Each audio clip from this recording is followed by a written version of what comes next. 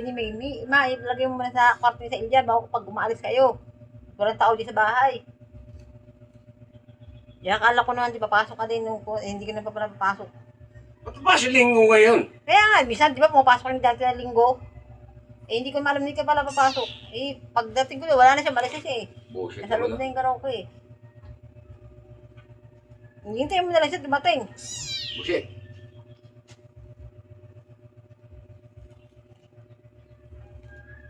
Alam mo, nandito ako Kanina, di ba, umalis ka rin kanina. Sabi ko, naku, sasamba pa naman ako, walang tao dito.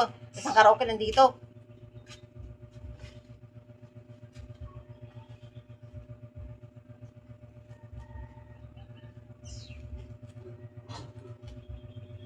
Tayo.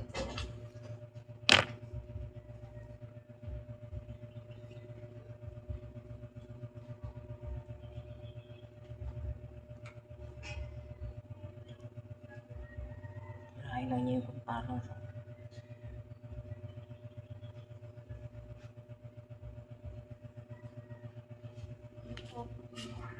Tama ka doon? Tatay. Tatay. Tatay. bisa nga ako eh. Nagbibisa ko daw. Pero sa loob ng isa ni tatay. Hindi ata. Tingnan siya niya, no? Mabawala siya. Sabi ko, pinapunta ni yung karaoke sa iyo. Hindi, hindi siya ako. Pang sasampi. Ayun na si mamaya, nakain maam kung may anak doon. Hindi, nagigising na yan. Pero patak na tayo. Ayaw daw niya. Ang atrasan siya kung mag-inom may almusal niya anak. Sino siya ng demonyo dito? Almusal niya anak.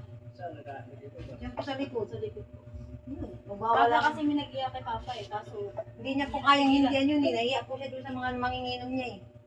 Hindi ganyan po katindi ang ugali po niyan. Kasi nasa limitasyon pagka ano. Wow, nabo. Kapon po. Sabi ko, pinakalimutan tuloy. Kasi siya Wala akong tali sa buhok. Pati ipit ko, kinuha ni Sinan. Hindi ko alam niya nilalagay yung ipit. O ipit. Oo, di ikaw naman ang walang ipit. Hiramin ko lang ito, Abib. Ano na. Ano ka sa bahay? Huwag mo tuturuin ko na. Pangawan. Tapos tignan mo kung gigibain niyo yung pintuan ni Israel ha.